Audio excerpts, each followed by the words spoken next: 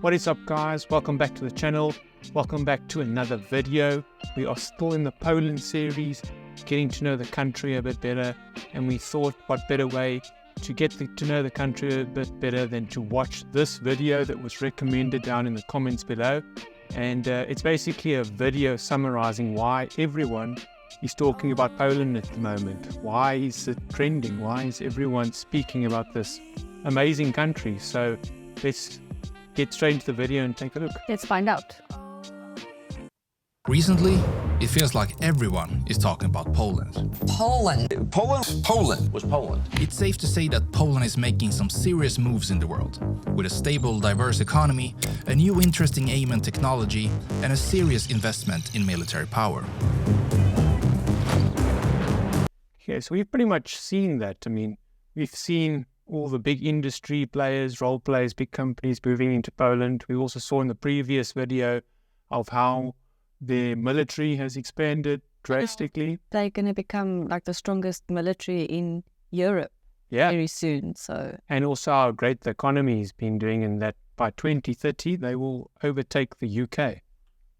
Go Poland. Go Poland. Poland has gone from being a grey and poor place filled with war and invasion and being pretty much erased from maps, to a nation that not only survived but thrived into a country others now look at with envy. But how did this happen? We also saw that part as well, where they basically were annihilated off the map for 23 years. 123 years they didn't exist. And they managed to come back. And someone said in the comments, Poland is not a place, it's a People. It's a people. So it's awesome to see, and basically that's exactly what the video is basically saying. They can take Poland away from you, but they can't take you away from Poland.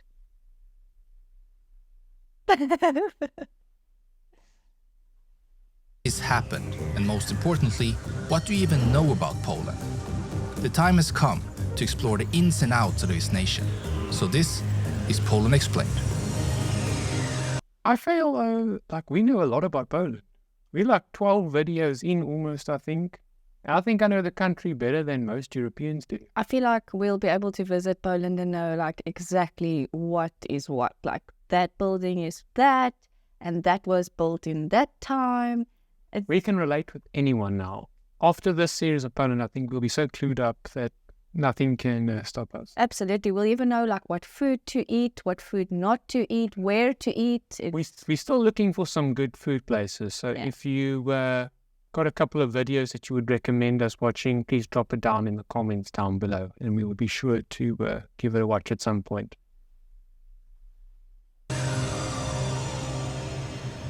Poland is located in the heart of Europe, neighboring 7 countries.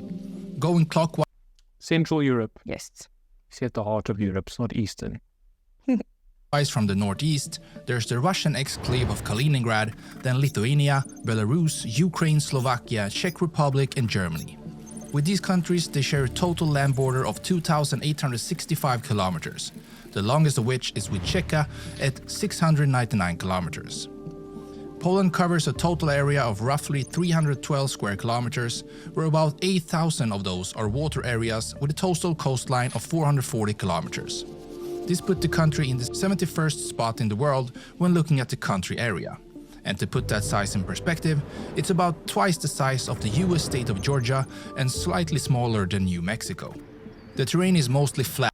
The country is basically almost the size of a US state. It's not very big.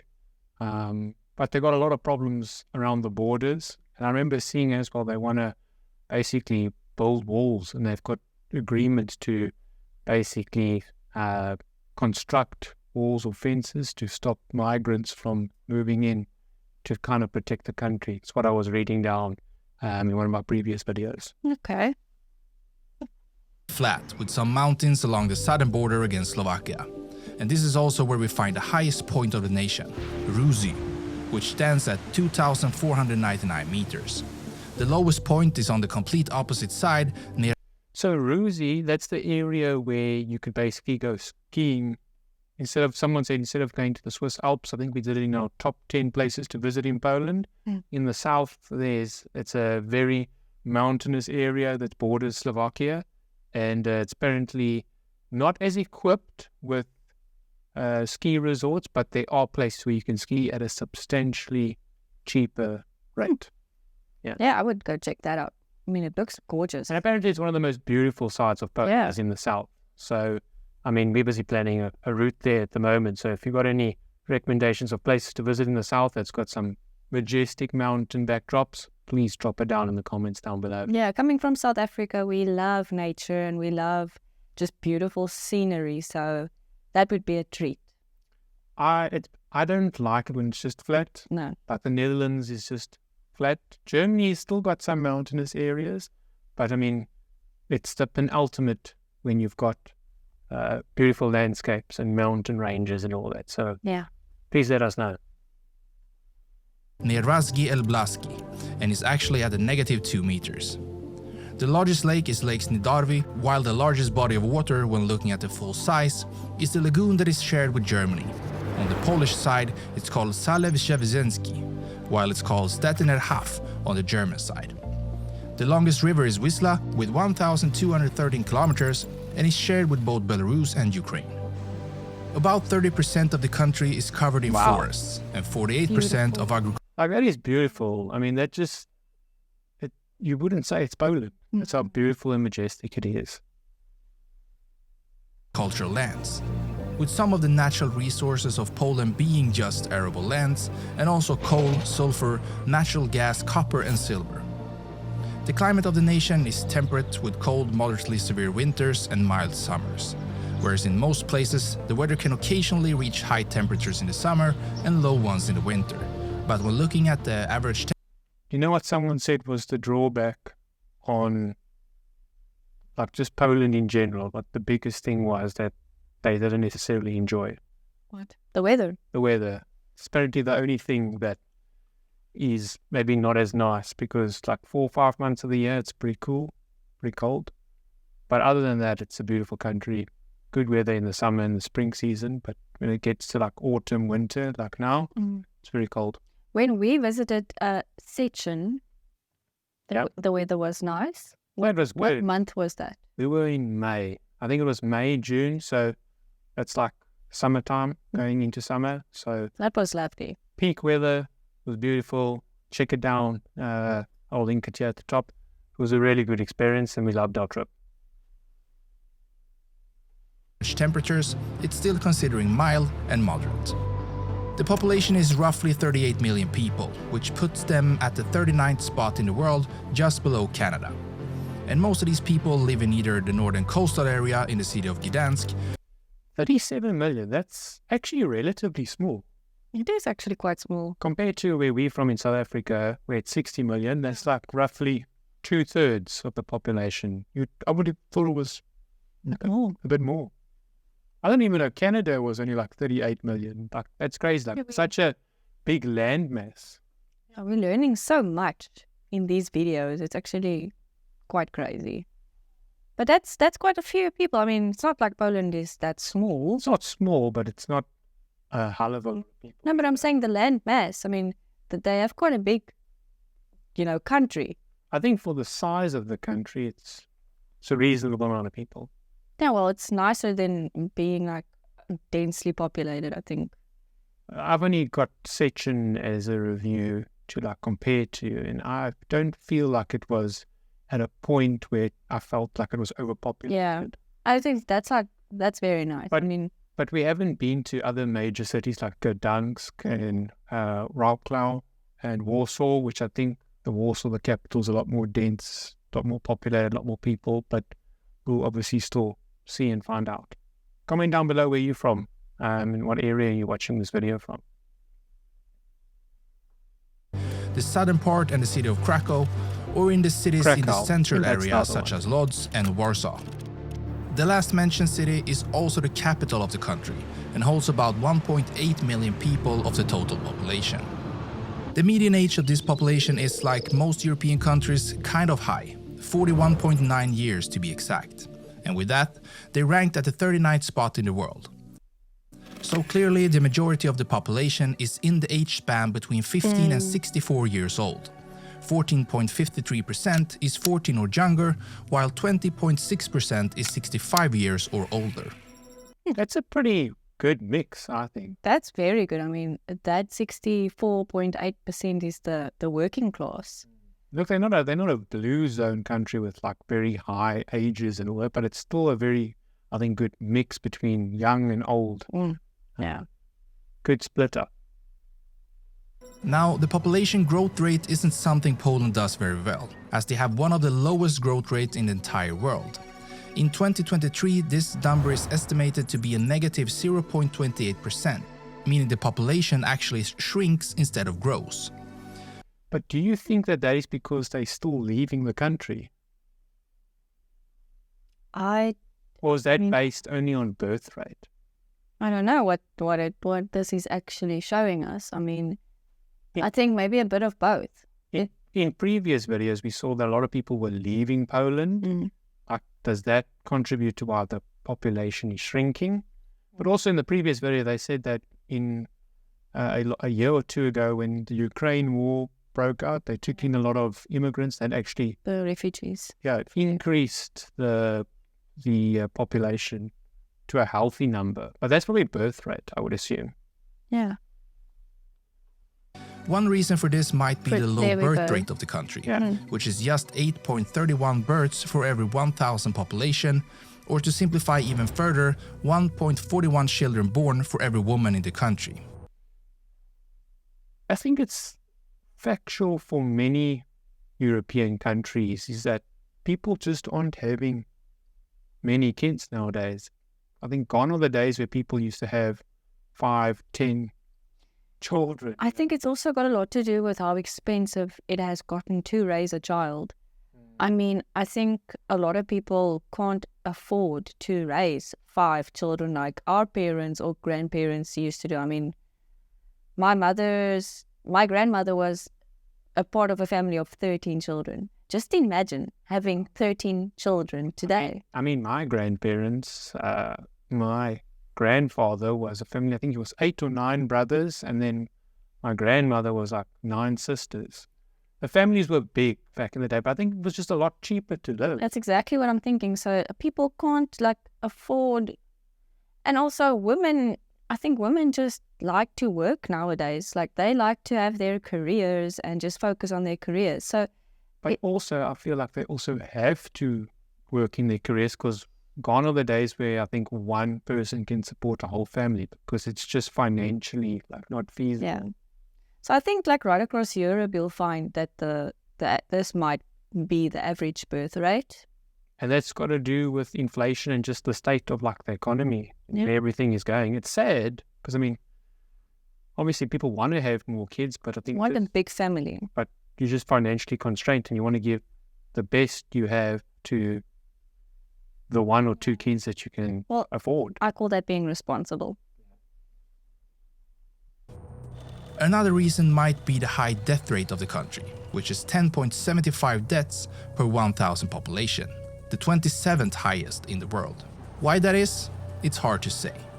Perhaps it's because the government focuses on other areas than health, as they spend roughly 6.5% of the country's GDP on health-related matters.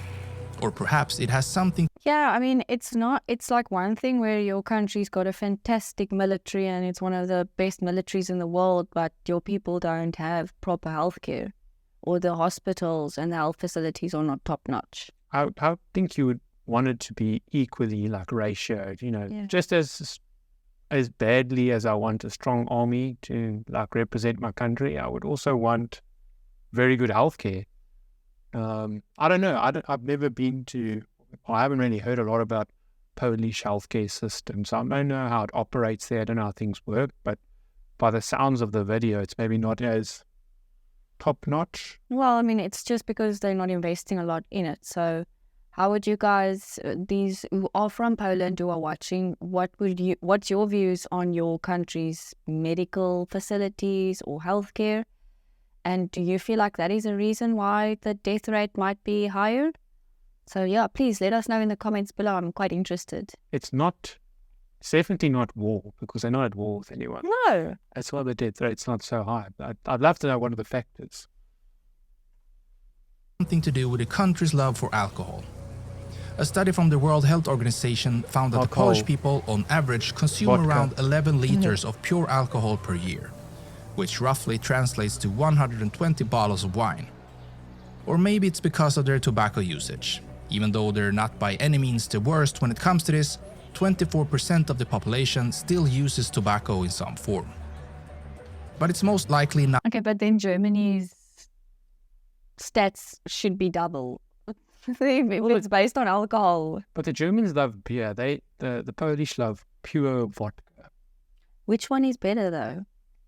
I think vodka is stronger, but I have no clue on how it impacts your health. Obviously, nicotine and tobacco impacts your health, but I don't know to what extent what has a larger impact. Alcohol is alcohol, and tobacco is tobacco. Yeah, well, I don't know. Not an overweight issue, as this isn't a major concern in the nation, although it's also growing, It's not obesity, as it does in many parts of the world. And considering all this, the Polish people still have a fairly decent life expectancy at 79 years, Oh well, an age that puts them at the 79 years that's not bad at is a all. very good life expectancy. What is South Africa's? South Africa is like in its 40s. I think it's even in its 30s. No, I stand corrected, No, but it's it's not. very low. I No, don't it's think in its 30s or 40s. no, it's not. After we've done this video, I'll actually link it up, what it is. It's not the. I think it's 30. I think it's like 56. No, I think it's like 30, high 30s, early 40s. Eh. But that's because of crime. Well, there's also various factors. I think South Africa's actually surprisingly got a high obesity rate as well. I mean, I think 67 I read somewhere that we were like the second most obese country in the world. Well, we love chicken and we love good food. Yeah, Don't walk everywhere, we drive. that's a big thing. spot in the world. When it comes to educating its population, Poland usually spends around 5% of its GDP on this matter. And since 2019, they've been closing in on this 5% again after a couple of years of spending closer to 4%. And the literacy rate is very high in the country, with 99.8% of the population being able to read and write. The Republic I wonder what the proficiency of English is. So obviously 99% is Polish, which is very good. But I mean, I wonder what the proficiency of English is. I know the younger generation, a lot of them speak English, but I'd love to know the proficiency and to what extent. Definitely. And also, is schools in Poland also free to the public, or do you pay? I'd like to know that as well. Good question. Yeah. Republic of Poland is divided into 16 provinces. It sits in the UTC+1 time zone, the official language is Polish, and the national anthem is called Mazurek Dąbrowskiego. The chief of state is President Andrzej Duda, and he has been in that position since August 6, 2015, when he received 51.5% of the votes. He then got re-elected. I think also the Polish has been a lot in the news lately because, if I'm not mistaken, there's a re-elections happening now at some point as well. And apparently the government might change. That's what I've heard. Yeah, I mean, it always becomes a very hot topic when there's elections. Politics is something that I don't like getting in depth in because it's just there's so many viewpoints and not necessarily everyone is right and not necessarily everyone is wrong. It's a lot of conflict that generally In every country. surrounds that topic. But that's, like Sanae says, every country. Every country. South Africa is a very good example of it. America is. Every country has its problems. Every country has its politics. Elected in 2020 with 51% of the votes. And the head of government is Prime Minister Mateusz Morawiecki. The flag of Poland consists of two stripes of red and white, and their national symbol is a white-crowned eagle. The white on their flag is said to represent this eagle, while the red at the bottom is the field of the coat of arms.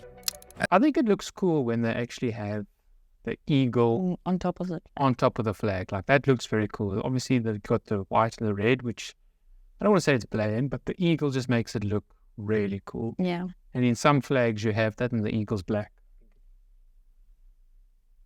As mentioned at the start, Poland has a well-diversified economy that has proven to be a good concept for high growth, as it has been one of the most resilient economies in the European Union, even during tough times. And one of the key reasons to this almost constant growth is Poland's ability to figure out how to grow in various stages of their history. First of all, they managed to capitalize. So we've done this already. They grew in 3 stages. Post, under USSR and converting from basically communist to democratic. And then between 2000 and 2010, when they joined the European Union, and then 2010 to where they are now. So over 3 decades, they've been growing. Lies on the old communist legacy of industry, which they then used to attract investments from the West that helped them scale up and increase the production of goods within the country borders. This later made it possible to join the global economy of imports and exports by sending that goods to other nations and taking a profit in return. And now, most recently, they have shifted focus again into becoming a major player in the tech scene, something big tech is starting to notice. And as of 2022, companies like Google, Samsung, Facebook and Amazon all have established bases in Poland. When looking closer at actual numbers... I'll say it again, but the strategy that the leaders of the country have followed over the past 30 years is phenomenal. It's clearly working. Because like I said, any other country that was a satellite state under the USSR could have done the exact same as Poland, but they didn't. Poland was the only one, and they capitalized on it, and that's where they are. And that's why they are where they are today. And I also keep on hearing this recurring thing about, whenever I hear about Poland or I hear people talk about Poland, it's always about the technology and how they're booming in the tech industry, which is... Recently. Yes, recently, which is like, that is the new, or that's the next big thing. It's where you want to be playing. You want to be in the technology. So I feel like this next decade, they're setting themselves up for another decade of insane growth and success. Success, yeah. 100%. And more specifically, their purchasing power, Poland is ranked 19th in the world with roughly 1.6 trillion US dollars. And in GDP crazy. growth rate and GDP per capita, they sit around the 60th place in the world. And when looking at how much reserves of foreign exchange and gold Poland sits on, they're at the 21st spot in the world with a value of 166 billion US dollars. They have a labor force of about 18 million people, and yet one of the lowest unemployment rates in the world at just 2.6%. That is wild. Yeah. 2.6%. That South Africa is? Well, I mean... 39, 38%. Yeah, we're not comparing. I like to compare because it gives you a good comparison and a good benchmark to look at. Yeah, but still, I think that is fantastic because it also makes, like, if you have such a low unemployment rate, it actually kind of like makes the young people also feel like they don't have to struggle to get a job after they study, which is actually such a big problem in the modern day. I mean, the only thing that I would say though is people don't get paid necessarily very well. That's what people say. So yes, the unemployment is low. Yes, there are a lot of jobs. But still a lot of people are leaving Poland because the pay scale is not in alignment. Like there's still a very big gap in that sector. Is it like very much lower than... It's lower than a lot of other European countries? Like some of the people that I work with that left Poland purely because the salary is like 4 or 5 times higher in Germany. That's a pity, but I mean... And the country has come a long way in the transition from the former Soviet era of industry work into a more service-based economy. And now, about 58% of the people work in the service industry. They export roughly 411 billion US dollars worth of goods each year and import goods worth 380 billion, being the 20th strongest country in both exports and imports in the world. Their biggest partner in both imports and exports is Germany, which stands for about the 4th in both segments. So they're a strong economy and they continue to grow. But this hasn't always been the case, as Poland has been under heavy pressure throughout history and even got erased from the map for over 100 years. The terms Poland and Poles first appear in the late 10th century. Mieszko I is considered the first ruler of Poland, and he adopted Catholic Christianity as the state religion. In 1226, the Teutonic Knights were invited to help convert the pagan Prussians. We did like a whole series on this in the animated series of Poland, which I'll also link above here. I'd highly recommend you go watch it. It's very informative and it gives you a lot of detail and breakdown into between 960 and basically 2023 where we are now today. Yeah, and now it's giving us a little summary. Yeah. But instead, they established their own state in northern Poland. An alliance formed between the Polish and the Lithuanians, and in the end, they defeated the Teutonic Knights. In 1569, Poland signed the Union of Lubin, together with the Grand Duchy of Lithuania, establishing the Polish-Lithuanian Commonwealth, a major power in Europe. The Commonwealth had some internal problems. You know, when Poland and Lithuania joined forces, I remember, I think from our previous video, it was because Poland's king, who was a female, because they call it a king as well, and Lithuania's king, who was a male, they had a relationship. They joined, yep. Yeah, and then they joined forces. I wonder why that dissolved, why that didn't just carry on. I'm pretty sure it was explained in our video, but I can't remember. Problems, something that bordering countries took advantage of. And in 1772, the first of 3 partitions happened to the Commonwealth. The second happened in 1793 and the final in 1795. The lands and people that were once part of the Commonwealth were now ruled by Prussia, Russia and Austria. And Poland as a country disappeared completely from the map and didn't come back until after the First World War. That was basically because Germany and Russia took it over that area and literally just said, we're taking over control now. And that Poland didn't exist in that period. That was 123 years. In 1918, November 11th, after more than a century of foreign rule, an independent Polish state was finally restored, and Józef Pilsudski is named the chief of state. In 1939, World War II began with Germany's invasion of Poland on September 1st, and the entire world knows what horrible things happened here. In 1945, the Second World War ended, and after being betrayed by their allies in the Jalta Conference, where the US and UK decided to split up Europe and leave Poland on the wrong side, Poland's borders shifted. It's sad.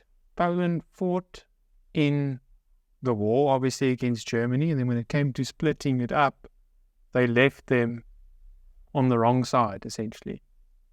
Yeah. If things changed, I didn't have that context, but if things were done differently when they split it up after the war, things might have been a whole lot different for Poland. Yeah. Under democratic rule instead of communist. Shifted westwards, and the country became a communist state under Soviet influence. Yeah. In 1980, Gdansk shipyard strikes led to the formation of the Solidarity Labor Movement. In 1989, the signing of the Round Table Agreement resulted in the first free election in Poland since 1928, and communism began to collapse in Poland. In 1999, Poland joined NATO, and in 2004, Poland joined the European Union. Now, Poland is an important member of both these organizations, much thanks to their geographic location on the... Not only are they an important part, they are a key role player of NATO and the European Union. A lot of countries want to be like Poland. They're a stronghold. They're one of the strongest countries. Setting a very good benchmark for the rest of the world to see. edge of NATO's eastern flank. And the history of invasions of the country has clearly made the Polish heavily invested into securing its borders. And in the last couple of years, Poland has really started investing into its defense. With the estimated numbers coming from NATO, we spoke about this last time, but they obviously do not want to get invaded again, and that's why their military is so top-notch. Showing Poland spending the most defense expenditures out of all NATO members.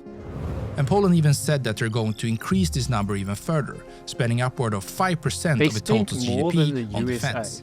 Something tells me that Poland just does everything to be ready for anything, and to be able to hold their own ground no matter what the future looks like. Yep. With its history of invasion, oppression, and a whole lot of awful things, Poland prepares for the worst. Other countries that join NATO and the European Union, for example, I kinda get the feeling they probably think that the alliances will help them in a crisis, while Poland has a history of being let down by their allies when they needed them the most. That explains, that makes sense. That statement alone says so much. They don't want to rely on anyone. They don't want to rely on Yeah. you know, like friends and allies. They want to be able to protect themselves. Because they've been let down in the past. I think a lot of countries are let down when it comes to war. Like everyone just steps back and kind of lets them do what they want to do, you know. So Poland's literally saying, we don't want that. We're going to protect ourselves. We don't want to be like influenced by anyone else or like rely on someone else. We're just going to take it into our own hands. And they've done that. They're saying, if you want to help us when something happens, great. If you don't, we can look after ourselves. Fantastic position to be in. Like if I was a Pole, I'd feel so safe knowing that my country has got my back. So they're preparing to be alone again. All this history has really turned Poland and its people into true warriors, and that mindset in turn has led to a country that's booming even in hard times. It will be very interesting to follow this country in the future, and I will not be surprised if this will be one of, if not the strongest force in Europe in the future. Now, let's go and learn about it. That video probably encapsulated every single video we have done thus far. Maybe not in detail, but like I felt like when he was talking about those things, I knew everything already and I knew the context. Yeah, we're becoming experts in Poland. Fantastic video, good summary, good summation. I think he got a lot of the facts right as well. And now all we have to go do is actually go there. And we are, but we still got a lot of videos to get through. I know. We've got food. We have to watch you guys need to please recommend some proper food. If you know a good video to watch, please link it down below, because we haven't impressed anyone with the food videos that we've watched. I also want to get someone in Poland to like be our guide. For example, if we go to Gdansk or Warsaw, get a local to show you all the good spots. Because every food video that we've done, people have recommended or said, oh no, but you have to try this and this and this and this. So if you know of a video that really shows the true, authentic Polish traditional food, please let us know, because we are both also very big foodies. So whenever we go and visit a country, we go try the food first. Number one on the list. Number one on the list. So if you enjoyed this video, throw it a thumbs up and smash the subscribe button. Until next time, this is Beyond Borders. Over and out.